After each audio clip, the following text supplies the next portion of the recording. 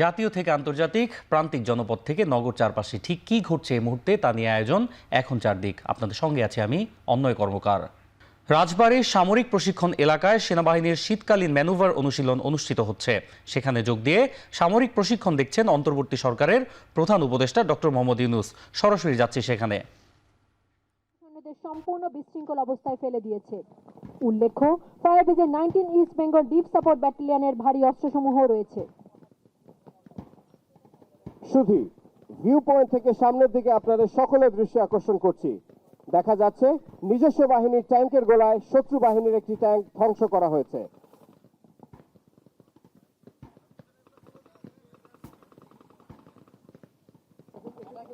উপস্থিত সুধী, view point থেকে অর্ধটানে আমি আপনাদের সকলের দৃষ্টি আকর্ষণ করছি।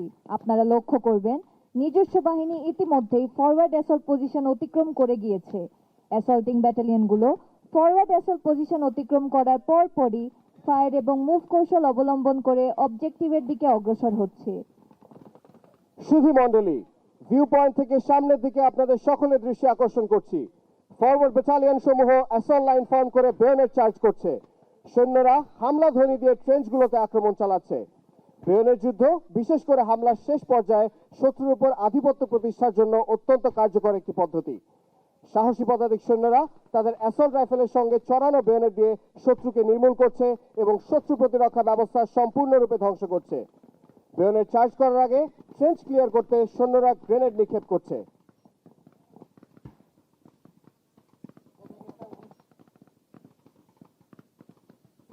পুরো আক্রমণের নেতৃত্ব দিচ্ছে ব্রিগেড সদর দপ্তর, যা কৌশলগতভাবে পিছনের দিকে অবস্থান করছে। এই অভিযানের নেতৃত্ব দিচ্ছেন ব্রিগেডিয়ার জেনারেল তানভীর, কমান্ডার 105 পদাতিক ব্রিগেড। তার দক্ষ পরিকল্পনা ও দৃঢ় নেতৃত্বের মাধ্যমে মাতৃভূমির সার্বভৌমত্ব রক্ষার জন্য অপারেশনটি পরিচালিত হচ্ছে। রাজবাড়ীতে অনুষ্ঠিত হচ্ছে সেনাবাহিনীর শীতকালীন ম্যানুভার অনুশীলন। আমরা এতক্ষণ সরাসরি ছিলাম সেখানে। বিএনপির ভারপ্রাপ্ত চেয়ারম্যান তারেক রহমানের বিরুদ্ধে দায়ের করা চাঁদাবাজির মামলার 4টি মামলা বাতিল করে হাইকোর্টের রায় বহাল রেখেছেন আপিল বিভাগ। হাইকোর্টের রায়ের বিরুদ্ধে রাষ্ট্রপক্ষের দায়ের করা লিভ টু আপিল খারিজ করে রোববার বিচারপতি আশফাকুল ইসলামের নেতৃত্বে 4 বিচারপতির আপিল বেঞ্চ এ আদেশ দেন। 2007 সালে বিভিন্ন ব্যক্তি বাদী হয়ে গুলশান, কাফরুল, শাহবাগ ও ধানমন্ডি থানায় চাঁদাবাজির অভিযোগে তারেক রহমানের বিরুদ্ধে এসব মামলা করেন।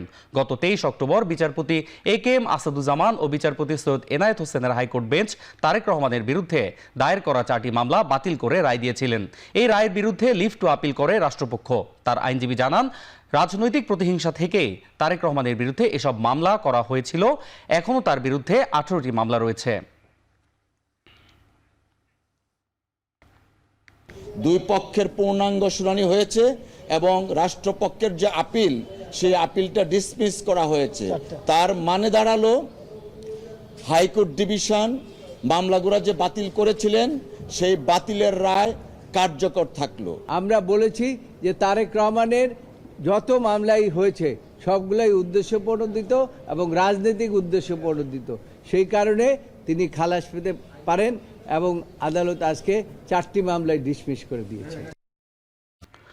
ভোটাধিকার ফিরিয়ে দিতে সুষ্ঠু নির্বাচন আয়োজনে প্রতিশ্রুতিবদ্ধ নির্বাচন কমিশন, এমনটা জানিয়ে নির্বাচন সংশ্লিষ্টদের পেশাদারিত্বের সঙ্গে কাজ করার নির্দেশ দিয়েছেন প্রধান নির্বাচন কমিশনার AM নাসির উদ্দিন। আমরা দায়িত্ব নিয়েছি ইনশাল্লাহ তাদের বঞ্চনা যাতে আমরা ঘুষাইতে পারি। তারা যে বঞ্চিত হয়েছে এতদিন, সেটা সেই ভোটের অধিকার থেকে বঞ্চিত হয়েছে, সেটা আমরা ঘুষাতে চাই। তাদের এই বঞ্চনার যে কষ্ট, সেটা আমরা দূর করতে চাই। মানুষের যে প্রত্যাশা, দেশবাসীর যে প্রত্যাশা এই সরকারের উপরে যেমন খুব বেশি, আমাদের কাছে এই প্রত্যাশাটা কিন্তু খুব বেশি।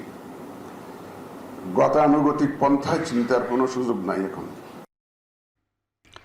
চাকরিতে পুনর্বহালের দাবিতে সচিবালয়ের সামনে অবস্থান কর্মসূচি পালন করছেন 40তম ব্যাচের অব্যাহতি পাওয়া সাব ইন্সপেক্টররা।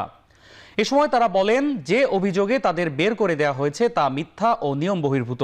বিনা দোষে প্রতিনিয়ত সামাজিকভাবে হেয় প্রতিপন্নের শিকার হচ্ছেন তারা। এছাড়াও ভবিষ্যৎ নিয়েও অনিশ্চয়তায় ভুগছেন ক্যাডেটরা। দ্রুত চাকরি ফিরে পেতে স্বরাষ্ট্র উপদেষ্টার কাছে দাবি জানান তারা। 21 অক্টোবর থেকে 1 জানুয়ারি পর্যন্ত 4 ধাপে 40তম ব্যাচের 321 জন প্রশিক্ষণরত সাব ইন্সপেক্টরকে শৃঙ্খলা ভঙ্গের দায়ে অব্যাহতি দেওয়া হয়। সম্প্রতি আগুন লাগা সচিবালয়ের 7 নম্বর ভবনটি খুলে দেওয়া হয়েছে। প্রথম থেকে পঞ্চম তলা পর্যন্ত অফিস চালু হয়েছে, তবে আগুনে ক্ষতিগ্রস্ত ষষ্ঠ থেকে নবম তলা পর্যন্ত বন্ধ আছে। আগুন লাগার 11 দিন পর অনেকটাই স্বাভাবিক হলো সচিবালয়। ভবনের 5 তলায় পূর্ব পাশে শ্রম ও কর্মসংস্থান মন্ত্রণালয় এবং পশ্চিম পাশে ডাক ও টেলিযোগাযোগ মন্ত্রণালয়, 3 তলায় অভ্যন্তরীণ সম্পদ বিভাগ ও 2 তলায় স্থানীয় সরকার বিভাগের কর্মকর্তা কর্মচারীরা অফিস করছেন। এর আগে 25 ডিসেম্বর রাত 2টার দিকে আগুন লাগে। এই ঘটনায় স্বরাষ্ট্র মন্ত্রণালয়ের সিনিয়র সচিবের নেতৃত্বে গঠিত তদন্ত কমিটি প্রাথমিক প্রতিবেদনে জানিয়েছে বৈদ্যুতিক ত্রুটি থেকে আগুনের সূত্রপাত হয়েছিল।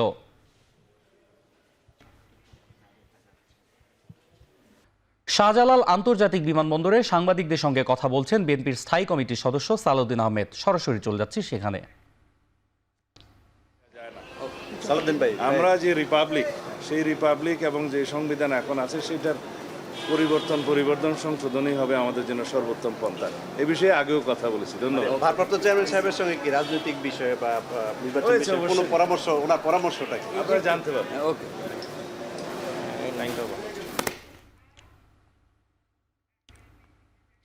বিমানবন্দরে সাংবাদিকদের সঙ্গে কথা বলছিলেন বিএনপির স্থায়ী কমিটির সদস্য সালাউদ্দিন আহমেদ। 1.5 ঘন্টা বন্ধ থাকার পর অবশেষে সকাল 11:30 থেকে লেনদেন শুরু হয়েছে ঢাকার পুঁজিবাজারে। এর আগে নেটওয়ার্ক জটিলতার কারণে সপ্তাহের প্রথম কার্যদিবসে সকাল 10টায় নির্ধারিত সময়ে শুরু করা যায়নি লেনদেন। এ সময় ডিএসইর ওয়েবসাইটে যান্ত্রিক সমস্যার কথা জানায় কর্তৃপক্ষ। লেনদেন শুরুর পর প্রধান সূচকের পতন দিয়ে চলে লেনদেন। সপ্তাহের প্রথম দিনই লেনদেন 1.5 ঘন্টা বন্ধ থাকায় ক্ষোভ জানান বিনিয়োগকারীরা। নির্ধারিত সময়ে লেনদেন শুরু না হওয়ায় রাজধানীর মতিঝিলে বিভিন্ন ব্রোকারেজ হাউসগুলো ফাঁকা পড়ে থাকতে দেখা যায়।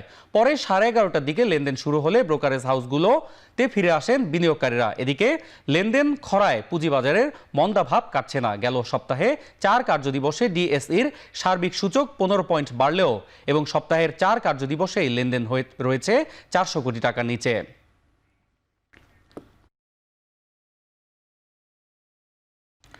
রাজনৈতিক প্রভাবমুক্ত থেকে নিরপেক্ষভাবে নির্বাচন অনুষ্ঠানে দায়িত্ব পালনে আনসার বাহিনীকে প্রশিক্ষণ দেওয়া হয়েছে। আগামী নির্বাচনে তাদেরকে ভিন্ন রূপে দেখা যাবে বলে আশা প্রকাশ করেছেন আনসার ও ভিডিপির মহাপরিচালক মেজর জেনারেল আব্দুল মোতালেব সাজ্জাদ মাহমুদ। সকালে গ্রাম প্রতিরক্ষা বাহিনীর 49তম প্রতিষ্ঠা বার্ষিকী ও ভিডিপি দিবস উপলক্ষে জাতীয় সমাবেশের আনুষ্ঠানিক উদ্বোধন শেষে কথা বলেন তিনি। এ সময় তিনি আরও বলেন, 60 লাখ আনসার ও ভিডিপি সদস্যের ডেটাবেস তৈরি হচ্ছে, যা সম্পন্ন হলে প্রত্যেক সদস্যের ভূমিকা জাতির সামনে দৃশ্যমান হবে। এর আগে গাজীপুরের শফিপুর আনসার একাডেমিতে বেলুন ও পায়রা উড়িয়ে ভিডিপির প্রতিষ্ঠা বার্ষিকী ও সমাবেশের উদ্বোধন করেন তিনি। পরে একাডেমি প্রাঙ্গণে বাহিনীর ঊর্ধ্বতন কর্মকর্তা কর্মচারী ও সদস্যদের নিয়ে একটি র্যালি বের হয়।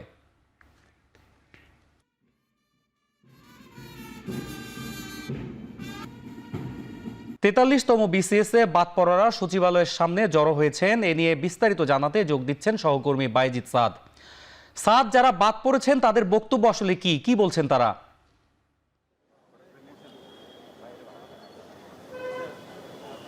নয়, সচিবালয়ের সামনে মূলত 43তম বিসিএস এর যারা রয়েছেন, যারা গত বছরের 15 অক্টোবর একটা প্রজ্ঞাপনে 99 জন এবং পরবর্তীতে 30 ডিসেম্বর কিন্তু 168 জনকে যে প্রজ্ঞাপনের মাধ্যমে বাদ করে দেওয়া হয়, তাদের যারা রয়েছেন তাদের মধ্য থেকে 227 জন কিন্তু সচিবালয়ের সামনে এসেছেন। তারা মূলত পুনর্বিবেচনার জন্য যে আবেদন সেটি জমা দেবার জন্য এসেছেন। তারা জড়ো হয়েছেন, সে কারণেই মূল বিষয়বস্তু এখানে সেটাই আমরা এসে যেমনটি দেখতে পেয়েছি। তারা বলছেন যে তাদের এই যে বিনা কারণেই তাদেরকে বাদ দিয়ে দেওয়া হলো গোয়েন্দা তথ্যের ভিত্তিতে বা বিভিন্ন কারণ দেখিয়ে, কিন্তু তাদেরকে মূল যে কারণটি সেটি কিন্তু বলা হয়নি যে কি কারণে 227 জনকে আসলে এই 43তম বিসিএস থেকে বাদ দিয়ে দেওয়া হলো। এবং তারা মূলত এখানে এসেছেন তাদের আবেদন নিয়ে, যাতে করে তাদেরকে আবারও পুনর্বিবেচনা করা হয়, যাতে করে তাদেরকে 43তম বিসিএস এ আবারও তারা যাতে ডাক পান বা তাদের শপথে তারা আসতে পারেন, সে বিষয়ে কিন্তু তারা সচিবালয়ের সামনে এসেছেন। এবং তাদের যেই দাবি দেওয়া রয়েছে বা তাদের একটি আবেদন রয়েছে, সেই আবেদনগুলো নিয়ে তারা মূলত জমা হয়েছেন যে 227 জন। এখানে যেই দুই প্রজ্ঞাপনে 268 জন মূলত 267 জন বাদ পড়েছিল, তাদের মধ্যে থেকে 40 জনকে মূলত মেডিকেল বা বিভিন্ন কারণে বাদ দিয়ে দেওয়া হয়। তবে এই যে 227 জন রয়েছেন তারা মূলত এখানে তাদের আবেদন যেটি রয়েছে তাদের পুনর্বিবেচনার জন্য, সেটির জন্য তারা এখানে এসেছেন। এই ছিল আমার কাছে সবশেষ। সচিবালয়ের সামনে থেকে যুক্ত হয়েছিলেন সহকর্মী বাইজিদ সাদ। শেষ করছি এখন চারদিক। এখন টেলিভিশন ওয়েবসাইটে দেখতে ভিজিট করুন www.ekhon.tv, ফেসবুকে দেখতে ভিজিট করুন facebook.com/tv.ekhon। এছাড়াও ইউটিউবে দেখতে ভিজিট করুন youtube.com/c/ekhon tv।